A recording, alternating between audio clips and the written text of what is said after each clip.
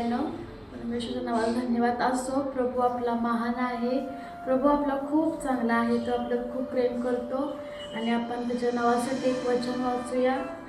स्तोत्रसंहितेचा 23वा अध्याय आणि पहिलं वचन।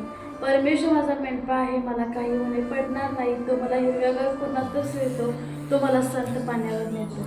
खरंच प्रियांनो, परमेश्वर आपला मेंढपाळ आहे आणि तो आपल्याला काहीच होणे पडणार नाही।